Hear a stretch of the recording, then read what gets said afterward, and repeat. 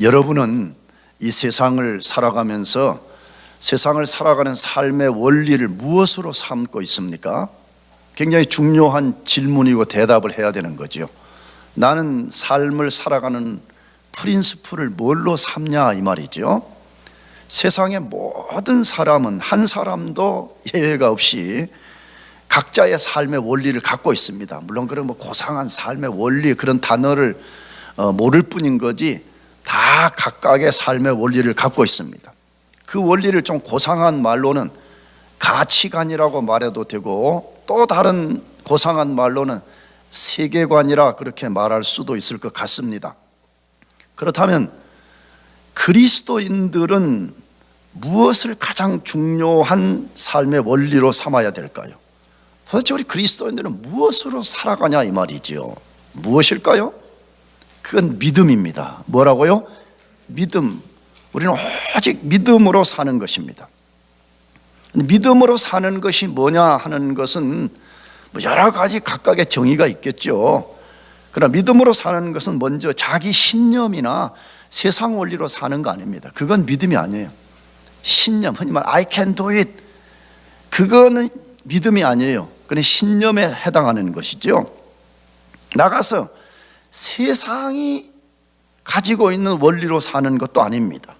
믿음으로 사는 것은 오직 하나님이 만물의 주이신 것을 인정하고 그분과 그의 말씀에 자기 자신을 의탁해서 사는 것을 말합니다. 그래서 실제 신학에서도 믿음의 중요한 요소는 제일 먼저 대상이라고 말해요. 나는 무엇을 믿느냐, 대상이 없는 믿음은 거짓이라는 거죠. 그 다음에 그 대상을 인정하는 거예요. 그 하나님이 만물의 주이시라는 거죠. 그러기에 나는 그분에게 나 자신을 의탁해서 사는 것, 이것을 믿음이라 그렇게 말하는 것이에요. 그래서 성경에는 온통 믿음으로 사는 것의 중요성을 말하고 있지 않아요. 사실은 어떻게 보면 한편에 성경 이야기가 뭐요? 그러면 우리 편에서 볼 때는 한편에는 믿음으로 살아라 그 이야기 하는 거잖아요. 그래서 그 이야기에 가장 대표적인 말씀이 히브리서 11장 6절입니다. 이것도 우리가 너무너무 많이 인용했고 알고 있는 말씀이죠. 그래도 같이 읽어봅시다. 같이 시작. 믿음이 없이는 하나님을 기쁘시게 하지 못하나니 하나님께 나아가는 자는 반드시 그가 계신 것과 또한 그가 자기를 찾는 자들에게 상 주시는 이심을 믿어야 할지니라. 할렐루야. 이걸 물론 신학자들은 다르게 말하기도 하지만 보편적으로는 믿음의 데피니션이라 그렇게 말합니다. 믿음의 정의가 뭐냐? 히브리서 11장 6절이라는 거예요. 물론 어떤 신학자들은 이거는 믿음의 정의가 아니라고 반박합니다, 분명히. 그러나 우리가 그냥 단순하게 생각하면 믿음으로 산다는 것이 뭐냐? 왜 믿음으로 살아야 되냐? 믿음이 없게 되면 어떻게 되냐? 이걸 가장 잘 말씀해 준 거지요. 거기 뭐라고 되어 있어요? 믿음으로 살지 않을 때 우리가 어떤 결과에 봉착하게 되냐는 거죠. 그럼 반대로 우리가 믿음으로 살려면 뭐가 필요하냐? 이거 말했죠, 두 개. 근데 믿음으로 살지 않으면 어떻게 된다 그러죠? 하나님을 기쁘시게 할 수 없다 이렇게 돼 있어요. 물론 예수님 안 믿는 사람들이야 하나님이 없다라고 말하는데 그들이 하나님도 없다고 하는 사람들이 무슨 하나님을 기쁘시게 하는데 무슨 관심이 있겠어요? 그러나 예수님을 믿는 사람들은 우리 인생의 제일 된 목적은 하나님을 기쁘시게 하는 데 있습니다. 그러므로 믿음이 없이는 하나님을 기쁘시게 할 수가 없어요. 말은 우리가 하나님께 영광을 돌린다, 하나님을 기쁘시게 한다 그러지만 믿음으로 살지 아니하면 그 삶을 하나님 받지 않기 때문에 하나님을 기쁘시게 할 수가 없다는 것이에요. 그 말은 뭐죠? 아무리 우리가 인생을 열심히 살아도 그런 사람은 인생의 목적을 달성할 수 없다는 거예요. 왜? 인생의 제일 된 목적이 하나님을 기쁘시게 하는 것인데 부지런히 살기는 살았는데 하나님을 기쁘시게 한 적이 없기 때문에 그 사람은 마지막 심판날에 나는 인생의 제일 된 목적을 달성하지 못했구나 하는 것을 알게 된다는 것이에요. 그렇다면 믿음으로 살려면 뭐가 필요하다고 돼 있어요? 하나님이 살아계신 것을 믿을 뿐만 아니라 하나님을 찾는 사람에게 하나님이 반드시 뭐 주시는 분이라고요? 상 주시는 분이라는 것이. 여러분 이걸 믿읍시다 하면 하나님이 살아계신다는 걸 먼저 인정하라고 말해요. 믿음의 대상, 나는 유일하신 하나님, 그분은 살아계신다는 거예요. 근데 그분은 어떤 하나님이냐? 그분을 찾는 사람, 다시 말하면 그분을 의지하고 내 인생의 문제를 그에게 맡기고 의탁하고 그런 사람에게는 하나님이 그 사람에게 상을 준다라고 말해. 근데 참 신기하더라고. 학교나 막 이런 세상에서는 상 받기를 그렇게 원하면서도 교회에서 꼭 무슨 하나님이 상 준다고 하면 사람들이 왜 그렇게 기분 나빠하는지 몰라. 이유가 있어요. 이유. 아직도 그 사람은 하나님 앞에 자기 자신의 주되심을 피조물 때문에 인정하지 않으려니까 그러는 거예요. 그래서 그 깊은 속에 하나님에 대한 저항감이 있는 것이, 아니 하나님이 무슨 주인인가? 상을 줬다 빼앗다 그러게? 아니 내가 무슨 뭐 피조물 땅의 티끌 같은 존재인가 나한테 상 준다고? 그래 기분 나빠하는 사람들이 있어. 근데 그 기분 나빠하면 안 됩니다. 우주의 왕이신 그 하나님이 진짜 우리에게 리워드를 주겠다고 약속하잖아요. 여기 성경에 말하잖아요. 하나님을 찾는 자들에게는 뭐 주신다고요?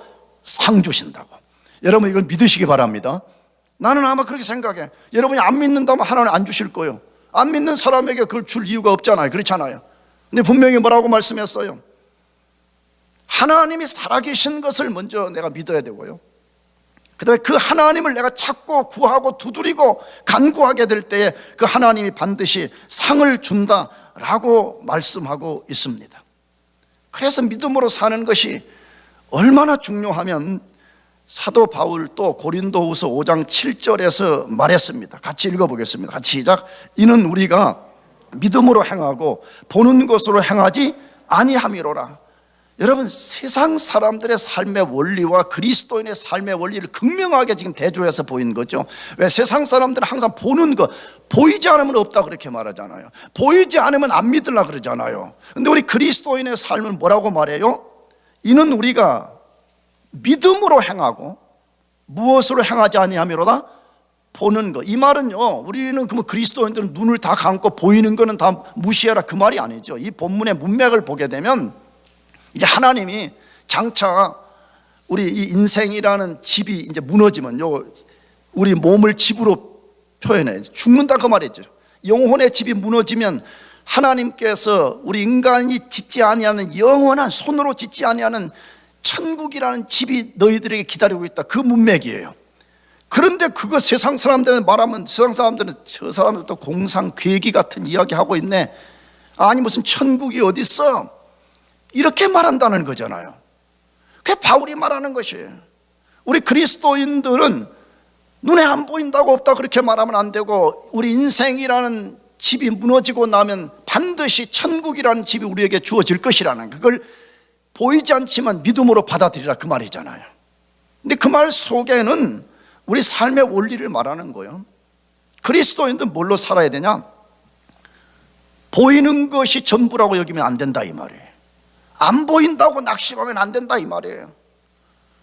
보이지 않지만 하나님이 역사하시면 된다는 걸 믿으라는 게, 아멘?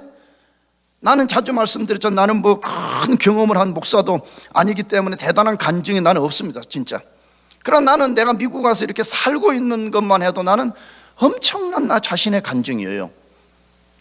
말씀드렸잖아요. 나는 한국에서 미국 올 때 돈 800불 들고 왔어요. 돈 800불 800불하고 백팩 하나 메고 요 캐리어 2개 들고 혼자 왔어요. 그것도 머리도 지금보다 더 깎았어요. 왜냐 그러면 미용실 어디를 갈지 몰라가지고, 그래서 몇 달은 길러보자 그래가지고 거의 조폭 수준으로 깎아가지고 왔어요. 정말 지금 생각하면 말도 안 되는 이야기죠. 영어도 할 줄도 모르는 인간, 미국도 한 번도 안 와봤지, 외국이라는 건 한 번도 가본 적이 없는 인간이었어요. 근데 여러분 지금 제가 얼마나 잘 살고 있는지 여러분이 알고 계시죠? 아멘? 왜 기분 나빠요? 내가 잘 산다니까? 성도들은 이상해. 자기들은 잘 살려고 그러면서 목사가 잘 살려고 하면 기분 나빠가지고 막 그러는 것 같아. 내가 여러분을 막 시기 질투를 자극하려는 게 아니라 돈 800불 갖고 왔다고 내가 돈 800불 갖고, 그런데도 지금 여기 20년째 이제 안 죽기만 해요. 요즘 너무 잘 먹어가지고 계속 지금 이 배와의 전쟁을 선포하고, 지금 내가 지금 매일은 아니지만 거의 지금 집에서 여기까지 거의 6km 길을 그냥 요즘 걷고 있어요. 배와의 전쟁을 벌려고. 너무 많이 먹어가지고 지금 너무 잘 먹어가지고. 근데 핵심은 뭐냐? 나는 미국 올 때 영어도 못하고 미국이 두려운 나라였지만 나는 하나님 한 분 의지하고 왔어요. 아멘. 하나님 한 분 의지하고 올 때에 많은 고난도 있었지만 하나님께서 내가 알지 못하는 것들을 예비해 두셨고, 하나님께서 내가 한 번도 가보지 않은 길을 가게 하셨고, 하나님이 한 번도 경험하지 못한 것을 경험하게 해 주셨어요. 그러므로 우리는 오직 믿음으로 살아야 됩니다. 할렐루야. 믿음으로 우리가 살아야 된다. 이것이 성경의 제일된 가르침 중에 하나인 것입니다. 그런데 오늘 본문에서도 믿음으로 살려면 무엇이 필요한지를 분명하게 말씀해 줍니다. 오늘 본문의 스토리도. 근데 오늘 본문의 배경은 뭐예요? 예수님이 3명의 제자를 데리고 변화산에서 이제 내려오셨습니다. 산 아래 두었던 9명의 제자들에게 큰 문제가 발생했습니다. 어떤 문제였습니까?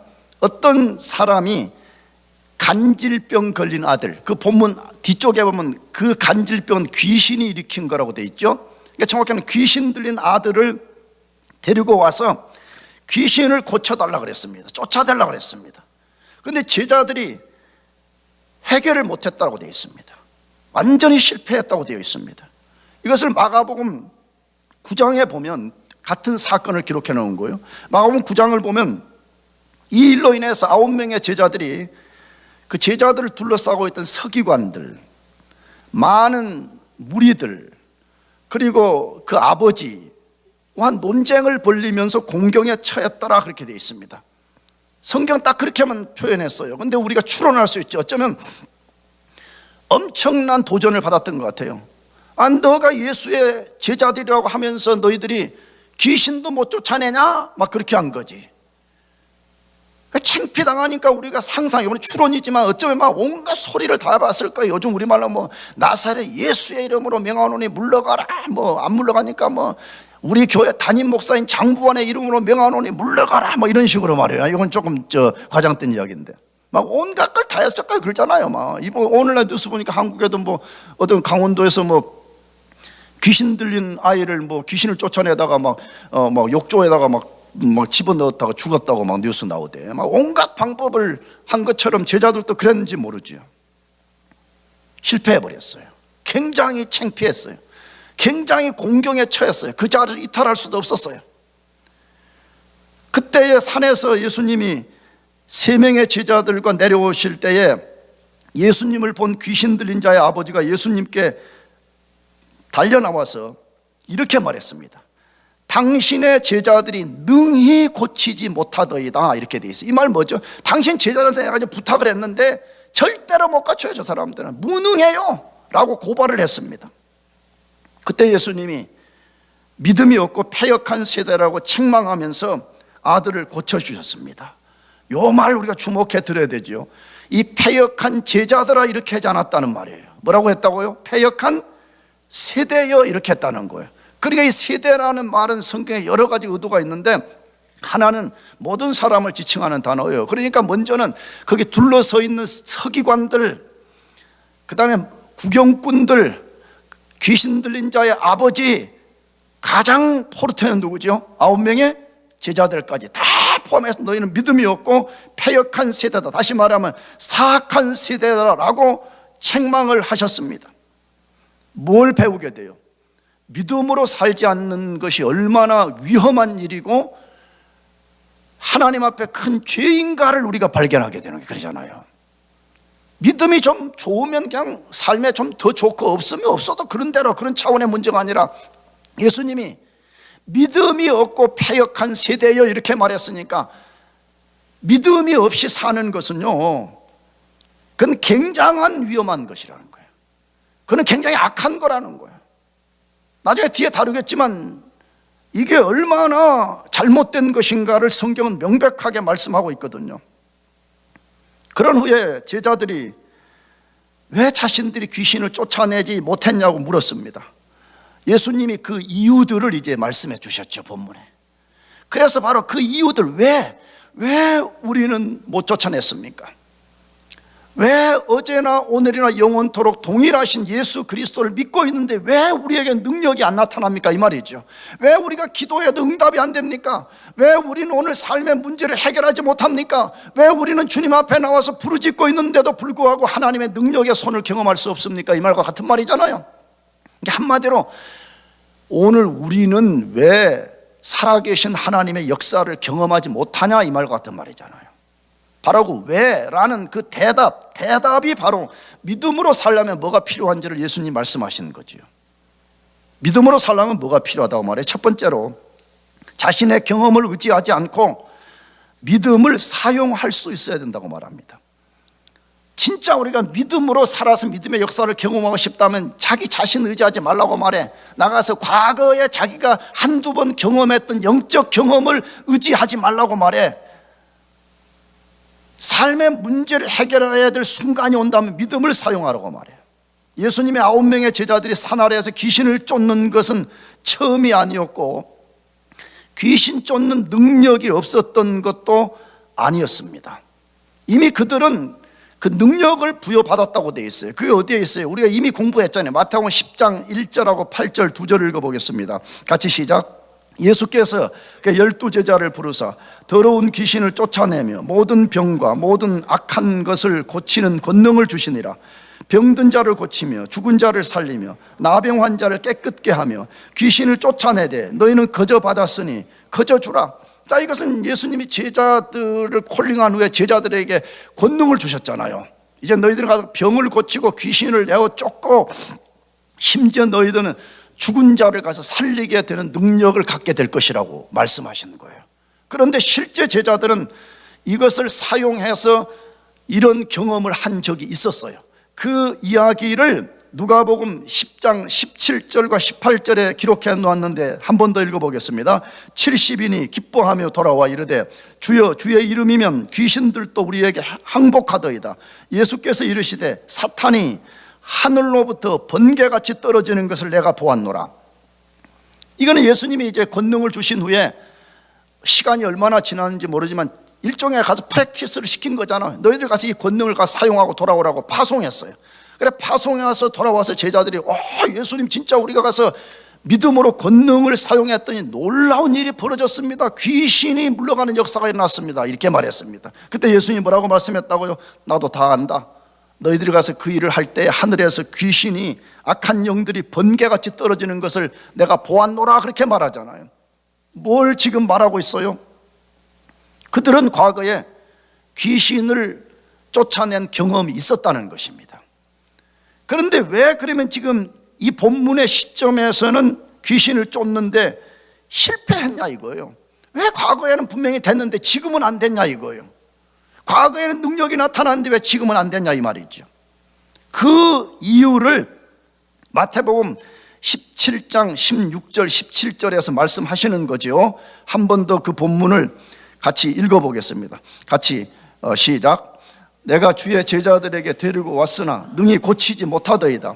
예수께서 대답하여 이르시되 믿음이 없고 패역한 세대여 내가 얼마나 너희와 함께 있으며 얼마나 너희에게 참으리요 그를 이리로 데려오라 라고 말씀되었습니다.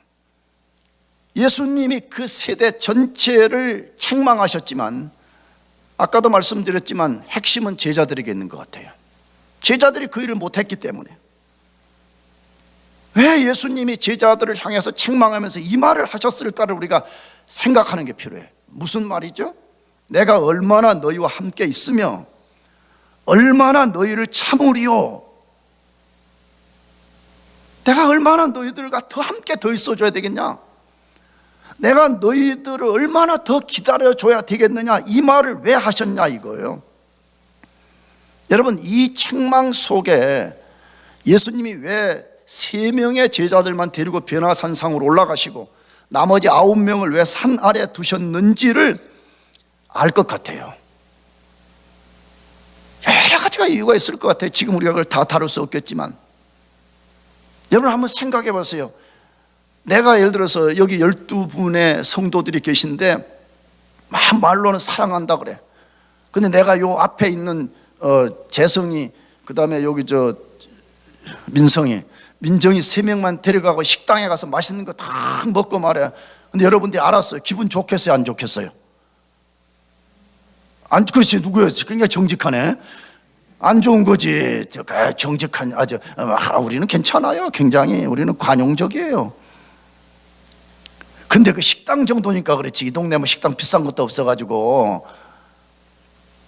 여러분, 지금 예수님이 데리고 올라온 3명의 제자들 간 건 식당이 아니에요. 뭐죠? 변화산에서 영광을 경험한 거잖아요. 그렇죠. 천국을 경험한 거잖아요. 천국. 그 다음에 성부 하나님의 임재를 경험해서 나머지 9명은 산 아래 골짜기에서 귀신도 못 쫓아내고 얼마나 힘들었겠어요. 근데 쫓아내기 전에 제자들이 무슨 생각했어? 9명들이 아마 모르긴 해도 굉장히 속에서 부글부글 끓었을 거예요. 그렇죠? 아니, 우리는 왜 산 아래 남겨두고 3명의 제자들만 데려갔을까? 온갖 생각하지 않았겠어? 우리도 궁금하잖아요. 그렇죠? 아니, 왜 예수님이 3명만 데려가고 9명은 안 데려가셨을까? 근데 우리 인간은 다 이해할 수 없지만 하나님의 하시는 일은 항상 놀라운 비밀이 있다는 것이에요. 9명의 제자들 왜 산 아래 두셨을까요? 오늘 본문에 근거하면 예수님 훈련시킨 거죠. 무슨 훈련? 이제 너희들 비록 너희들 눈앞에 내가 보이지 않지만 믿음을 사용해 보라는 거예요. 만약에 어떤 일이 발생해서 너희들이 나를 의지할 일이 있다면 너희들 눈앞에 내가 비록 없지만 믿음을 통해서 나를 의지해 보라는 것이에요. 그런데 예수님은 리모트로 믿음 훈련 해보라고 하는 이것 처음으로 시킨 것 아니잖아요. 예수님이 이미 그 일을 할 수 있는 능력을 주셨습니다. 그리고 예수님은 훈련까지 시켰습니다. 언제 훈련시켰습니다? 우리 마태복음 공부해 왔잖아요. 7병이어 기적 일으킨 사건 후에 이 훈련을 시켰습니다. 사람들이 예수님을 잡아서 왕 삼으려고 그러니까 예수님이 제자들을 쫓아서 바다 건너편으로 건너가게 하시고 예수님은 홀로 남아 기도하셨던 거죠. 근데 그때에 제자들이 배를 타고 가면서 큰 풍랑을 만나가지고 어마어마한 두려움, 고통을 경험한 거 알고 있잖아요. 그런데 예수님이 그거 다 알면서 시켰습니다. 왜? 그 실제 마가복음 보게 되면 예수님 다 보고 계셨다라고 되어 있어요. 제자들이 지금 어떤 어려움에 처해 있는지 다 알고 계셨다라고 되어 있어요. 그런데 왜 그 훈련을 시킨 거예요? 장차 예수님이 십자가를 지고 죽으시고 부활하신 후에 승천한 후에 너희들 눈앞에 내가 보이지 않지만 내가 여전히 너희와 함께 하면서 너희들의 믿음의 역사를 일으켜 줄 것이라는 거 훈련시킨 거잖아요. 눈에 안 보이지만 의지하고 훈련해보라. 눈에 안 보이지만 예수님은 만물을 초월할 뿐만 아니라 만물 가운데 충만히 계신다는 것을 믿고 너희들이 믿음을 사용하는 거 한번 해보라는 거예요. 나 의지하는 거 한번 해보라는 거예요. 하나님 눈에 안 보이지만 그 하나님이 내 안에도 계시고 만물 안에 충만히 계시고 만물을 초월하고 계신다는 걸 믿고 그분을 의지해 보라는 거예요. 할렐루야. 그거 의지해 보라는 거 아니에요.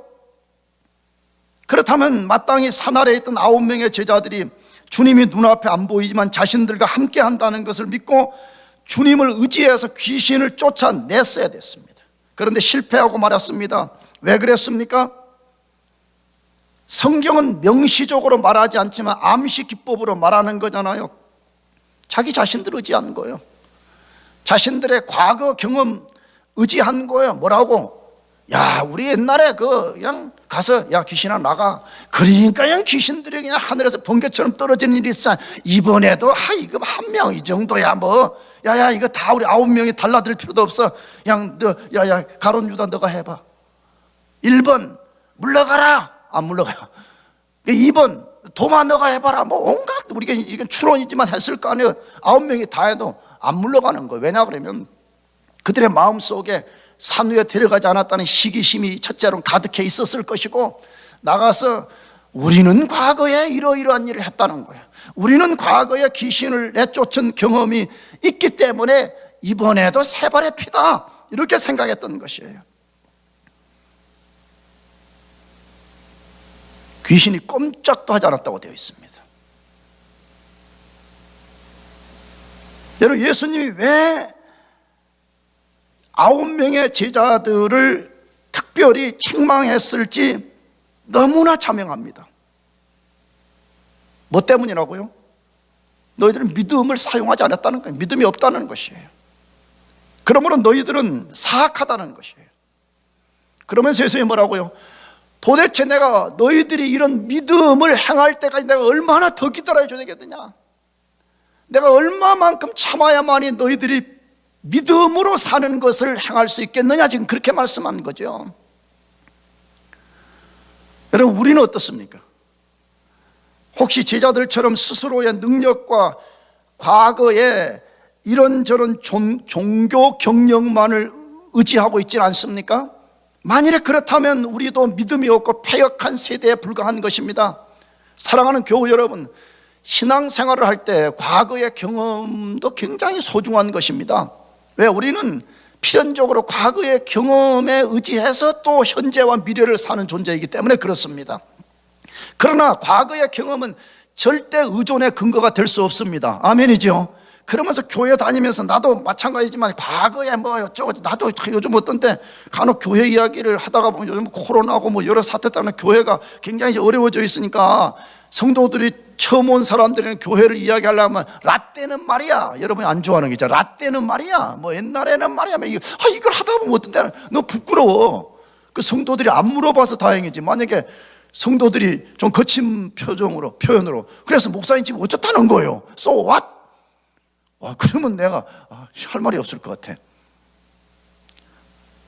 과거에 우리가 경건한 삶을 산 것, 과거에 우리가 하나님의 은혜와 은사와 능력을 경험한 것, 과거에 기도 응답을 경험한 것은 굉장히 중요해요. 왜냐 그러면 내가 예전에 이렇게 할 때 하나님이 내게 응답을 주셨더라고 하는 그런 차원에서는 중요하지만 지금 현재 삶의 문제를 해결하는 데 있어서는 그것이 나의 절대 능력이 될 수 없다는 거예요. 믿습니까? 그러면 현재 우리가 행해야 될 것은 뭐라는 것이에요? 우리가 현재의 믿음을 사용해서 그 믿음으로 예수님을 우리가 믿고 의지해 보라는 것이에요. 모든 그리스도인들은 다 믿음이 있습니다. 이게 무슨 말이냐 그러면 우리는 원래 믿음이 없는 인간들이에요. 우리 스스로는 믿음을 만들어낼 수 없는 존재들이에요. 에베소서 2장을 보면. 그런데 우리가 하나님의 콜링을 받을 때에 신비스럽게 순간적으로 본어게인이 일어나요. 중생이 일어나요. 중생이 일어날 때에 우리에게 하나님이 믿음을 선물로 주셨어요. 에베소서 2장 8절. 그래서 진짜 예수를 믿어 구원받은 사람에게 믿음이 있어요. 할렐루야. 그러므로 이제부터 그 믿음을 가지고 예수 그리스도를 의지하라는 것이에요. 전능하신 하나님, 어제나 오늘이나 영원토록 동일하신 하나님,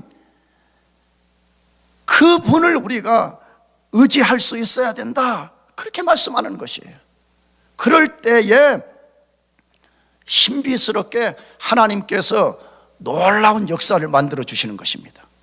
여러분들이 여러분 자신과 과거의 경험을 의지하지 말고 살아계신 예수 그리스도 그분을 의지하시길 바랍니다. 두 번째로 믿음으로 살려면 뭐가 필요하냐는 건데, 믿음이 죽지 않고 살아있으며 그 살아있는 믿음이 계속해서 성장하도록 강력해지도록 하라고 말씀합니다. 우리가 가진 믿음이 죽은 믿음처럼 되지 말라 그 말이에요. 항상 믿음이 살아있도록 하라는 거예요. 그리고 그것으로 멈추지 말고 믿음이 계속 자라나도록 해라. 그래서 믿음이 강력한 능력을 발휘할 수 있게 하라, 그 말이에요. 예수님이 그 제자들이 충격을 받고 혼란스러워할 때 예수님이 그 상황을 정리해 주셨습니다. 그때 제자들이 조용한 집에 들어가서 물어봤습니다. 예수님, 왜 어째서 우리는 귀신을 쫓지 못했습니까? 물었습니다. 그때 예수님이 명시적으로 이유를 말씀했잖아요. 그게 17장 20절 말씀인데 같이 읽어보겠습니다. 시작. 이르시되 너희 믿음이 작은 까닭이니라. 진실로 너희에게 이르노니 만일 너에게 믿음의 겨자씨 한 알만큼만 있어도 이 산을 명하여 여기서 저기로 옮겨지라 하면 옮겨질 것이요 또 너희가 못할 것이 없으리라. 할렐루야. 이유가 뭐 때문이냐? 뭐 때문에 못 쫓았다고 말해? 너희 믿음이 적은 영혼이라 라고 말씀했습니다. 자, 그러면 이게 이제 문제예요. 도대체 어떤 상태에 있는 것을 믿음이 적다 그러냐 이 말이에요. 도대체 얼마만큼 적으면 적은 거고 얼마만큼 있어야지 많은 거냐, 이와 같은 질문인 거죠. 이게 이제 굉장히 요 본문만 갖고 보면 굉장히 기준을 찾기가 어려운 거예요. 도대체 얼마만큼 있어야지 큰 믿음이고 얼마만큼 없으면 적은 믿음이냐 이 말이죠. 근데 이 말씀을 정확하게 해석해 주는 말씀을 예수님이 그 다음에다가 붙였어요. 뭐라고 했죠? 겨자씨 하나 만한 믿음이 있어도 이 산을 저리로 옮길 것이다. 무슨 씨 하나만 있는 믿음요? 겨자씨 하나 만한 믿음이 있으면 이 산을 저리로 옮길 것이다. 언젠가 말씀드렸죠. 인류 역사에 지금까지 믿음으로 기도했더니 산이 저쪽으로 옮겨간 적은 있다 없다? 없어요. 없어. 그러면 왜 예수님이 뻥치는 거니까? 아니죠. 성경은 과장법이라는 게 있어요. 그래서 지금 여기는 비유와 과장법을 통해 가지고 말씀한다. 다시 말하면 너희들이 겨자씨만한 믿음이 있으면 이제 엄청난 역사를 일으킬 거다. 이걸 과장법을 사용해서 말씀한 거죠. 그러면 겨자씨는 뭘 비유를 든 거예요? 뭐 겨자씨보다 작은 씨앗이 있나 난 잘 모르겠지만 성경에는 제일 작은 씨앗을 말할 때는 겨자씨잖아요. 근데 너희가 진짜 그 겨자씨만한 믿음만 있다, 그 말은 뭐죠? 겨자씨가 그냥 작아서 능력이다 그런 말이 아니고, 겨자씨가 비록 작지만 그게 살아있을 때, 생명을 갖고 있을 때 큰 나무가 되듯이 너희들이 믿음이 아무리 작다 그래도 그 속에 생명 있는 믿음이 있다면, 살아있는 믿음이 있다면, 역사하는 믿음을 너희가 갖기만 한다 그러면 너희들은 놀라운 역사를 경험할 것이다. 그것을 우리들에게 말씀하는 것이죠. 그러므로 예수님이 제자들에게 너희 믿음이 적다라고 말씀하신 것은 이렇게 표현해도 될 것 같아요. 너희들은 거의 믿음이 죽은 상태에 있어. 지금 이 말이에요. 너희들 겉으로는 나는 사도요 제자요 라고 거창하게 말하지만 실제 너희들의 믿음은 죽은 것과 방불하다, 지금 그렇게 말씀하는 것이죠. 그러면 이 말이 맞다면 질문이 생기잖아요. 왜 제자들은 예수님으로부터 직접 말씀을 들었고 예수님으로부터 권능을 받았고 예수님이 기적을 행하시는 것을 보았음에도 불구하고 믿음이 결핍되었냐 이거예요. 이게 오늘 우리가 밀접한 관련이 있어요. 왜 그래? 교회 다니는 사람들은 신앙 원리를 잘못 삼아가지고 내가 예수님을 직접 보면 신령한 사람이 되겠다, 내가 예수님으로부터 직접 말씀을 물리적으로 들으면 내가 거룩해지겠다, 내가 하나님으로부터 불같은 권능을 직접 받으면 나는 대단한 사람이 될 거다, 매 그 망상에 살다가 인생을 망쳐버린 사람이 많죠. 제자들은 왜 그걸 경험했음에도 불구하고 믿음이 결핍됐어요? 성경은 오늘 본문에 그거 말하는 거죠. 뭐죠? 그들은 하나님의 말씀을 믿음으로 듣지 않았기 때문에 그렇습니다. 예수님이 말씀하신 것을 뭘로 듣지 않았어요? 믿음으로 그것을 받아들이지 않았기 때문에 그렇습니다. 마태복음 그거 말해요 우리들에게. 예수님은 이미 마태복음 13장에서 너희들이 진짜 믿음의 열매를 맺으려면 어떻게 해야 되냐를 네 가지 밭, 그 밭은 인간의 마음을 상징하는 거잖아요. 네 가지 밭 비유를 통해서 말씀하셨는데 그 네 가지 밭 중에서 유일하게 열매를 맺은 밭은 하나밖에 없잖아요. 옥토와 같은 밭. 나머지 길가, 돌짝, 가시밭들은 다 길가를 제외하고는 싹이 났어요. 다 싹이 났다고 되어 있어요. 싹이 나서 되게 신앙생활 잘하는 것처럼 비춰졌다고 되어 있어요. 그런데 그것들은 끝내 열매를 맺지 못하고 오직 옥토만 열매를 맺었더라 그래 돼 있어요. 그러면 이 둘의 차이는 무엇이 만들어냈어요? 옥토는 말씀을 집중해서 듣고 깨달았더라 그래 돼 있어요. 깨달은 말씀. 이게 말씀을 깨닫는 게 굉장히 중요합니다. 나도 여러분도 제발 뭐 여러분이 성경을 읽든지 아니면 예배에 참여하든지 그냥 헐레벌떡 와가지고 대충 해가지고 무슨 여러분 그렇게 하는 거 조심해야 됩니다. 과거에 우리 선배들은요 최소한 15분 전에 교회 오라는 거예요. 와서 뭐 하느냐, 오늘 내가 하나님의 말씀을 들을 때에 성령의 역사에 의해서 내 속에 깨달음이 있게 해주십시오. 왜? 깨달음이 있을 때만이 믿음이 생기고 깨달음이 생길 때만이 깨달음만큼만 우리는 하나님을 예배할 수가 있어요. 아멘. 그렇잖아요. 깨달아지지 않는데 어떻게 우리 마음을 다해서 하나님이 예배되냐고. 깨달아지지 않는데 어떻게 우리가 하나님을 온 마음 다해 사랑해지냐고. 되질 않는 거예요. 우리 인간 자체가 깨달아질 때만이 역사가 일어나게 되는 거거든요. 그러면 나머지 세 개의 밭은 뭐예요? 말씀을 들었지만 깨닫지 못했더라 그래 돼 있어요. 다시 말하면 그걸 믿음으로 받아들이지 않았더라 그 말이에요. 그래서 그 이야기를 예수님이 누가복음 8장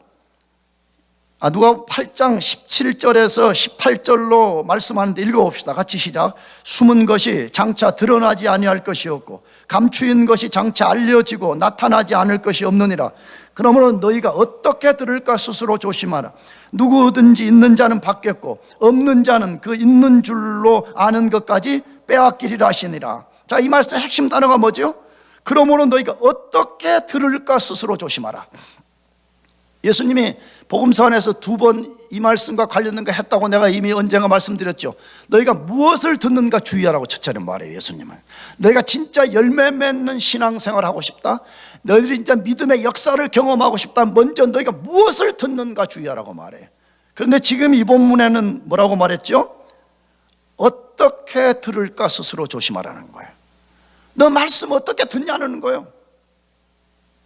하나님의 역사는 놀랍습니다.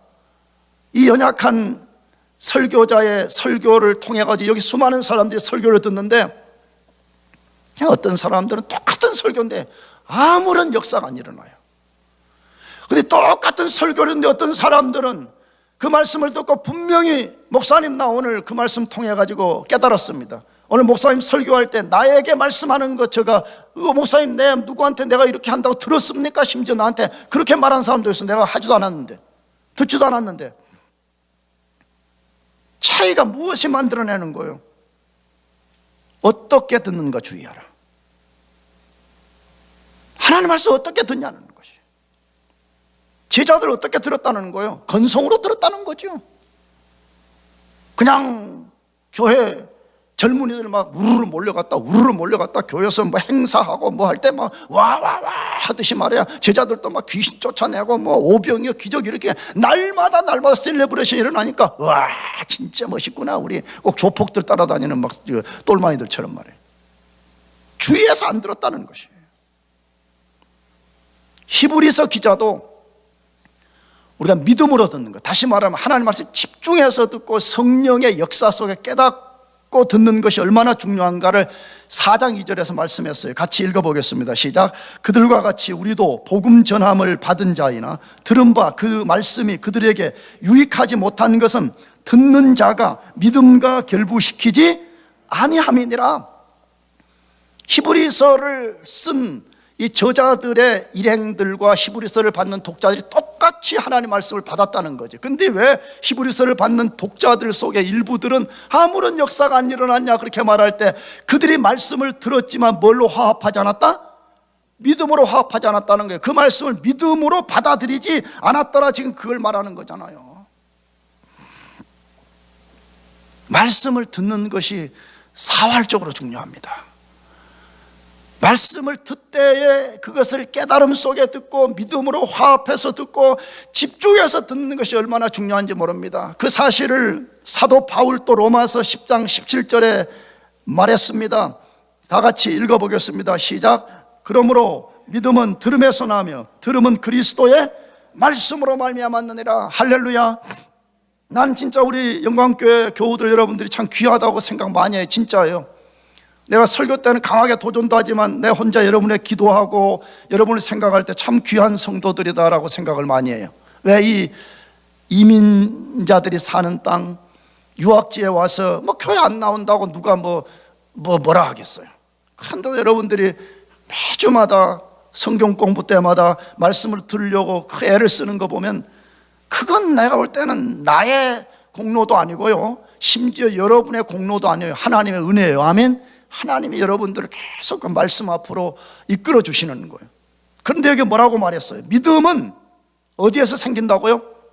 들음에서. 안 들으면 믿음 안 생겨요. 근데 무엇을 듣느냐가 중요하죠. 믿음은 들음에서 나면, 들음은 누구의 말씀을?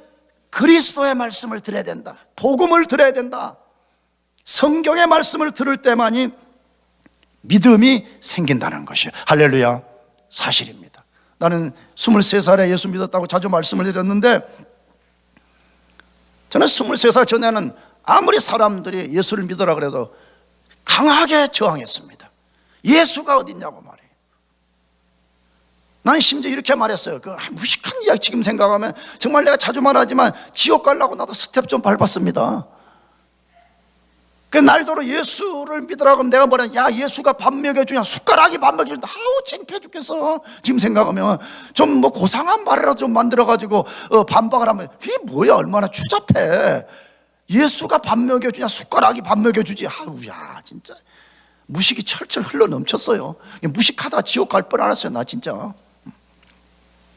근데 어느 날 하나님이 이 불쌍한 인생에게 자비를 베풀어 주셔서 그가 내 인생의 탱크처럼 밀고 들어오셨습니다. 저항할 수 없는 하나님의 은혜로서 내 삶에 침투해 들어오셨을 때 내가 어느 순간에 하나님 믿고 싶었습니다. 근데 하나님을 믿고 싶은데 하나님 도대체 어디에 있냐는 거예요. 계속 마음속에 의문과, 그러나 마음 한구석에는 하나님이 은혜를 주시 끈을 막 붙잡으니까 놓을 수가 없는데 계속 너무너무 힘든 거예요. 막 수많은 의심과 갈등과 회의와 좌절과 막. 근데 어느 날 이제 교회에 발을 디뎠는데, 처음에는 그 목사님이 지금도 아니지만 이승환 목사님이었어요. 설교하는데 한국말이 들리기는 하는데 무슨 뜻인지를 모르겠어요. 지금도 생생히 기억해요. 그때가 무슨 고난주간 가까이 왔는지 호산나 다윗의 자손 예수여 나를 구원하소서. 근데 내가 저게 무슨 소리지? 너무너무 갈등 가운데 있었어요. 그래도 하나님이 나를 붙잡고 있어서 교회 나가는 것을 포기하지 않고 계속 나가는데, 놀라운 사실은 어느 순간에 설교가 들려오기 시작하는 거예요. 와, 깜짝 놀랐어요. 설교가 이제 들려오는데 꼭 이런 느낌이에요. 방송국에서 주파수 때 방송을 보내면, 예전에는 수신 라디오가 이 주파수를 못 맞춰가지고 찍찍찍 안 들리는데 이제 주파수가 딱 맞춰지니까 그때부터 막 방송국의 내용이 들려오듯이 막 설교가 들려오기 시작하는데, 내가 그때 이제 나 제대해야 되겠다. 내가 그때 군대에 있을 때예요. 군대. 나 이제 제대해야 되겠다. 그래 제대해가지고 이제 민간인 교회를 다니면서 이제 설교를 듣는데, 설교가 너무 좋아가지고 우리 교회 그때 당시에 뭐 현대인들 좋아한다고 철야 예배도 안 하고 저녁 8시, 금요일날 저녁 8시부터 10시까지만 철야해. 아주 쌈박하게. 야, 근데 나는 막 갈급해가지고 하나님 말씀 듣고 싶은데, 그래서 그냥 그 당시에는 교단 교류라는 게 없었어요. 굉장히 스트릭해가지고. 그래서 그냥 한 500m 떨어지는 옆에 교회, 통합측 교회 가가지고 막 거기 밤새 막 이따만 5대 주준자에다가 커피를 끓여놓고 막 먹으면서 막 밤새 찬양하고 말씀 듣고 기도하고 막 그러는 게 난 너무 좋은 거예요. 그 교회가 막. 그래 가가지고 그냥 말씀 듣고 또 목사님과 또 기도하세요. 그러면 나 혼자 2층 교회 올라가가지고 얼마나 크게 기도했는지 내가 그때 말했죠. 누군가 와서 툭툭 치더라고 나를. 선생님, 그래. 눈을 떠보니까 좀 조용히 기도해줘요. 너무 좋아가지고 막 주의 아버지 혼자 막 이러는. 그래도 또 그게 또 마음에 안 들어. 왜냐 그러면 한 번 또 이제 조용히 하라 그래가지고 막 크게 하고 싶은데. 그런데 그 당시엔 또 산에 기도하는 데가 있다는 걸 몰랐어요. 예수님을 믿은 지 얼마 안 되죠. 그러니까 이제 누구한테 들었어요. 경기도 광주에 가면 매주 금요일 날마다 여기서 버스가 막 돌면서 거기 가면 진짜 밤새 막 말씀 듣고 기도한다 그러더라고요. 진짜 막 달려가. 진짜 거기 막 천국이야. 그때 당시 생각 천국. 막 밤새 말씀 전하고 찬양하고 부르짖어 기도하는데, 여러분, 하나님이 우리를 이끄시는 방식이 뭐냐? 말씀을 듣게 하는 것이에요. 말씀을 들을 때에 우리 속에 자각이 일어나게 되고, 자각이 일어나게 될 때 믿음이 강력하게 생기는 거예요. 그래서 하나님이 보이지 않지만 보이는 것, 본 것보다도 분명하게 그분을 의지할 수가 있어요. 할렐루야. 우리 속에 강한 믿음이 생기면요, 현재의 삶의 상황은 매우 어렵고 두렵지만 그것을 능히 이겨낼 수 있는 능력이 우리 속에 생기는 것이에요. 이미 우리가 마태복음 공부해 왔잖아요. 마태복음 안에는 믿음이 적은 자들하고 책망하는 내용과 큰 믿음을 가졌다고 칭찬하는 내용을 아주 극명하게 대조시켜 놨어요. 믿음이 적은 자들 이야기는 제가 한번 인용해서 설교했어요. 오늘은 큰 믿음 가진 두 사람 누구죠? 하나는 백부장, 하나는 수로보니게 여인이잖아요. 백부장 보고는 뭐라고 말했어요? 이스라엘에 이만한 믿음을 만나보지 못했다. 이스라엘에 이런 믿음을 가진 사람이 어때? 이스라엘 백성은 맨날 이방인들 비난이나 하고 저희 개 같은 인간들만 쉽게 그랬거든요. 로마 군인들 다 이방인들 개 같은 민족이다 그러는데, 실제에 있어서는 예수 그리스도를 의지하는 믿음이 거의 1도 없었잖아요. 그런데 이방인 백부장이 자기 하인을 고쳐달라고 해서 예수님, 내 너희 집 가서 고쳐주겠다 그러니까, 어떻게 당신 같은 분이 우리 집에 들어올 수 있냐? 말씀만 하옵소서. 수로보니게 여인 어때? 그 이방인이었지, 이방인. 우리 불쌍한 딸을 고쳐주세요. 고쳐줄 수 없다 그러니까, 상에 떨어지는 부스러기라도 좀 먹을 수 있게 해주십시오. 그렇게 말했을 때 예수님이 뭐라고 말씀했어요? 내 믿음이 크도다. 내 소원대로 될지어다. 할렐루야. 여러분, 믿음을 진짜 소유한 것으로 끝나지 말고 여러분의 믿음이 계속 자라나고 여러분의 믿음이 강해지도록 하나님의 말씀을 계속해서 들으시고 그것이 깨달아지게 하고 그것이 여러분 속에 강하게 역사하도록 만들어 가시기를 축복합니다. 마지막 세 번째, 믿음으로 살려면 뭐가 필요하냐? 기도에 힘쓰라고 말해요. 뭐에 힘쓰라고요? 기도만이 강력한 역사를 만들기 때문에 기도하라 그렇게 말씀해요. 우리가 가진 성경 본문 21절은 없음이라고 거기다가 해놨어요. 이 없음이라는 말은 왜 이렇게 했냐 그러면, 신약 성경의 원본은 지금 존재하지가 않잖아요. 근데 수많은 사본들이 이제 원본을 베끼고 사본에서 사본을 베낀 수많은 사본들이 있는데 어떤 사본에는 있고 어떤 사본에는 없다 이거예요. 근데 우리가 가진 성경은 없는 사본을 택했기 때문에 없음 그렇게 돼 있어요. 그런데 여러분이 킹 제임스 버전이라는 성경 이야기를 들어봤을 거예요. 근데 그 중에 또 조금 더 새롭게 번역한 뉴 킹 제임스 버전에는 이 21절을 이렇게 번역을 했어요. 그러나 기도와 금식을 의지하지 않고는 이런 유가 나가지 아니하느니라. 그러니까 우리가 택한 사본은 없지만 뉴 킹 제임스 버전이 선택한 성경에는 분명하게 21절이 기록되어 있다는 게 뭐라고? 그러나 기도와 금식을 의지하지 않고는 이런 유가 나가지 아니하느니라. 할렐루야. 이게 만약에 진짜 맞다 그러면, 너희들이 진짜 믿음의 역사를 만들고 싶다면 너희들에게 기도와 금식이 필요하다 이 말이잖아요. 근데 우리가 뉴 킹 제임스 버전을 꼭 의지하지 않아도 오늘 본문의 병행 성경인 마가복음 9장 28절 29절에도 이 사실을 명백하게 기록해 놓았어요. 같이 그 마가복음 9장 28절 9절 읽어보겠습니다. 시작. 집에 들어가심에 제자들이 조용히 묻자오되 우리는 어찌하여 능히 그 귀신을 쫓아내지 못하였나이까? 이르시되 기도 외에 다른 것으로는 이런 종류가 나갈 수 없느니라. 예수님 말씀에 너희 기도 외에는 안 된다 그 말이지. 그러니까 이거는 뭘 보여줘요? 앞에서는 분명히 믿음이 적은 자들아 그랬는데 여기는 기도 외에는 안 된다 그렇게 말했으니까 믿음과 기도는 얼마나 중요하고 밀접한 관련을 갖고 있냐 이 말이에요. 자주 비유를 들듯이 동전으로 하게 되면 동전의 앞면은 믿음이고 뒷면은 뭐라는 거죠? 기도라는 거예요. 기도 없는 믿음이라는 건 역사를 만들 수가 없다는 거예요. 기도하지 않으면 믿음이 강해지지 않는다는 거예요. 기도할 때만이 우리의 믿음이 강력한 역사를 만들어낸다 그 말이잖아요. 그거요. 예수님의 12 제자가 명백하게 보여져요. 여러분, 예수님과 예수님의 제자들의 삶을 우리가 추적해 보면요, 예수님은 하나님의 아들이시면서도 끊임없이 기도의 사람이었어요. 예수님은 의도적으로 한적한 곳에 가 기도하시기도 하고 제자들을 먼저 보내놓고도 기도하시고 기도의 사람이었어요. 근데 제자들은 내가 볼 땐 기도의 기자도 안 보여요. 왜냐하면 이 오순절 성령 강림 사건 전까지는 예수님의 제자들이 기도했다는 모습은 보이지가 않아요. 변화산에 올라간 이야기를 마태복음과 마가복음 조금 다르게 다루었는데, 마태복음은 안 나와 있어요. 마가복음 보게 되면 예수님이 변화산에 제자들과 올라가서 기도하셨다라 그렇게 돼 있어요. 그런데 제자들은 거기서 옆에 자고 있었다라 이렇게 돼 있거든요. 그래가지고 예수님이 영광의 모습으로 변모가 돼가지고 난리가 났을 때 그때 깨가지고 헛소리하기 시작한 거예요. 여기 초막셋을 짓고 내려가지 맙시다 이렇게 했다는 거잖아요.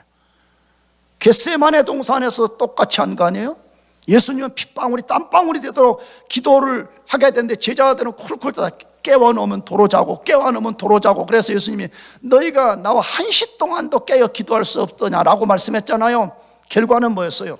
예수님 자기 앞에 닥쳐오는 어마어마한 인생의 시험을 이겨냈지만 제자들은 이겨내지 못하고 다 부인하고 도망가 버려 말았잖아요. 기도만이 우리의 강력한 믿음을 강화시키고, 그래서 그 믿음으로써 지금도 우리가 주님을 의지하게 될 때 놀라운 역사들을 경험하게 된다는 것이에요. 사랑하는 교회 여러분, 여러분 경험 의지하지 마시기 바랍니다. 하나님의 말씀을 부지런하게 듣고 그걸 의지해요. 그리고 깨어서 기도해요. 난 여러분을 책망하려고 하는 이야기 아니에요. 나도 여러분 똑같은 인간입니다. 저는 40일 작정기도 끝나고 나서 원래는 계속 기도하려고 마음먹었는데 어느 날 눈도 좀 눈발도 날리고 막 그래서 집에서 해야 되겠다. 집에서 해도 이제 주님이 알아주시겠지. 야, 근데 내가 얼마나 연약한 존재. 침대에서요 온수 매트 켜놓고 이제 기도를 해요. 처음에 이제 그래고 한 10분 정도는 잘 하는 것 같아요. 근데 어느 순간에 앉아서 꿈을 꾸고 있어요. 거기서 내가 그래서 정말 제자들을 내가 책망할 수가 없구나. 똑같은 인간이구나. 그래서 교회 와서 하는 거예요. 교회 와서. 아니 반드시 교회 와서 하는 건 아니지만 이건 내 적용입니다. 그래서 교회 와서 여기서 부르짖는 거예요.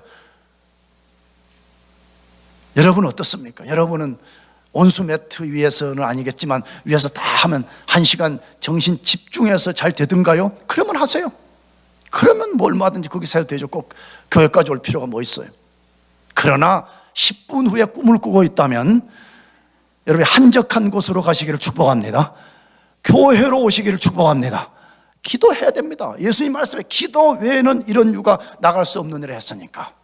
여러분 모두가 강한 믿음의 전사들이 되어서 여러분 인생에 갖고 있는 왜라는 질문들을 해결할 수 있기를 축복합니다. 기도하겠습니다. 하나님 아버지, 오늘 또 영생의 말씀을 통해서